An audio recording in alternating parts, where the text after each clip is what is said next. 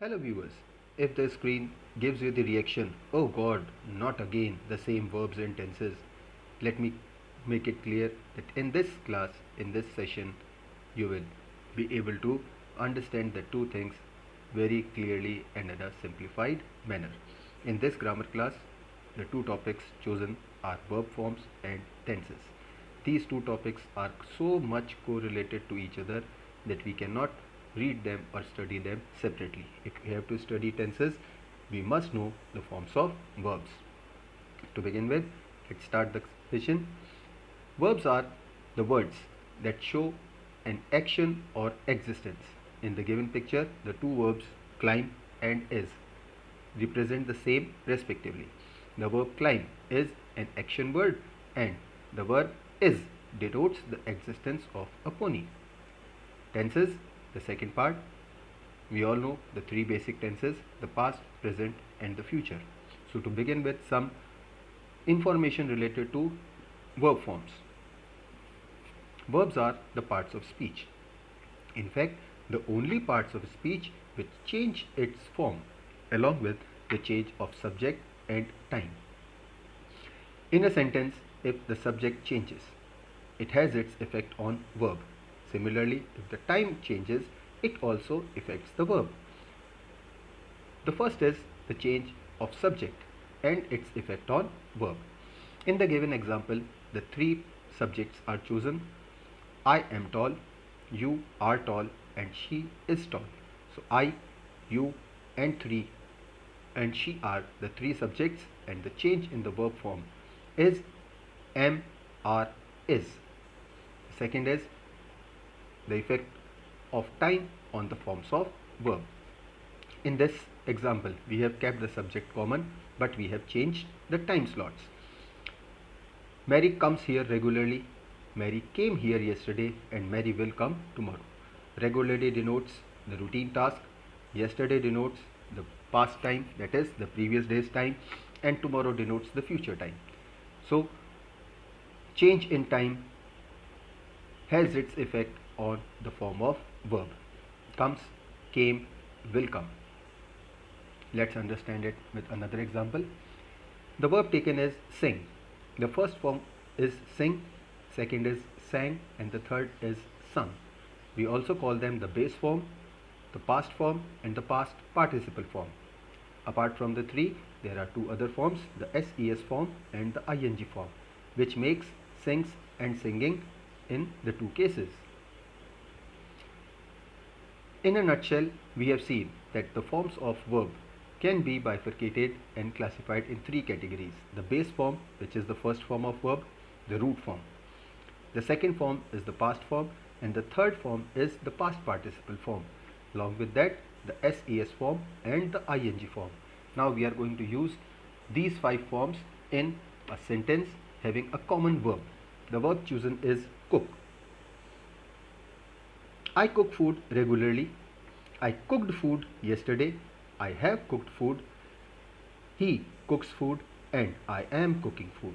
So five sentences, five forms of verb, the base form, the past participle form, the SES form and the ING form. They are used. In the next vision, the next slides that I am going to show you, we will have a look over the uses of these forms of verbs in various tenses. So to begin with, what tenses are? Tenses are nothing but simply they are the forms of verb which we have just gone through. They describe the time and nature of an action. On the basis of time, three tenses, the present, past and future, and on the basis of nature of the action, we further classify them in four subcategories: simple, continuous, perfect and perfect continuous. So this makes 12 tenses, 3 base tenses, present, past and future, and 4 subcategories of each. To begin with, let's start with the first category, that is of indefinite or simple tenses. Present indefinite, past indefinite and future indefinite. In present indefinite tense, there are certain conditions in which we have to use these conditions in simple present tense only. Universal truths like the earth revolves round the sun. Proverbs related to honesty is the best policy. Scientific rules. Water boils at 100 degrees centigrade.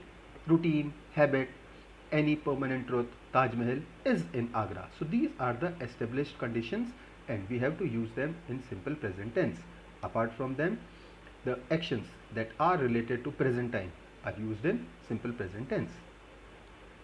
In a simple present tense, if the subject we are using is third person singular, which means it is he, she, it or a name, then we have to add s or es to the verb. Now it comes a question that when to add s and when to add es. If the verb ends with o, double s, ch, sh or x, we add es, and in all other cases we add s to the verb. For negatives and interrogatives, helping verb used is does. In other cases, we use the base form of the verb and do is used as the helping verb for negatives and interrogatives. The second is the simple past tense. This tense is used to express a past activity like stories or any historical event. Third is the future tense, which is used to express any future event or a guess or a prediction. The second category moves on to continuous tense. Continuous tense means where the action is in progress. The thing that is to be remembered is the form of be followed by the ing form of verb. Simply focus on the be part now. Change this be part and you will change the tense.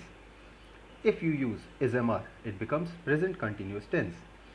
Was or were makes it past continuous tense. Will or shall followed by be makes it the future continuous tense. This tense, as I have already told you, is used to show or express a progressive action. Let's look at the example. Sohan is playing in the garden. Sohan is doing an activity of playing and he is not yet done with it. So the continuation is in progress and the sentence is in continuous tense. Now if you want to change the tense, use was or were in place of is or will or shall with be and you will change the tense. Sohan was playing in the garden yesterday. Sohan will be playing in the garden the next day or tomorrow. The third category goes the perfect tense. Like that of continuous, perfect tense also has its keyword, that is have followed by the past participle form of verb. Like that of be, focus on have. Use has or have to make it present perfect tense, had to make it past perfect tense, and will or shall followed by have to make it future perfect tense. Perfect tense is used to show or express the completion of an action. This completion can be partial or whole. Example, Ravi has done his work. Whatever task was given to Ravi, he has completed the work. So the sentence is in perfect tense, the present perfect tense. Ravi has done his work. The fourth category is the perfect continuous tense. This tense is a mixture of two tenses, perfect and continuous. Now you might be thinking, when we already have perfect and continuous tense, what is the use of this fourth category? There are some actions which are complete to one extent but not whole done. For such cases, for such actions, we use the perfect continuous tense. As I have already told you, the key factor for perfect tense is have followed by the third form, and the key factor for continuous is be, the form of be preceded with the ing form. So here we are having both the two conditions fulfilled. Now just focus on have part, change the have form and you will change the tense. Has or have makes it present perfect continuous, had makes it past perfect continuous, and will or shall followed by have makes it future perfect continuous. The only difference in this tense with the other tenses is the time reference is mentioned in an action. Let's understand it with the example given.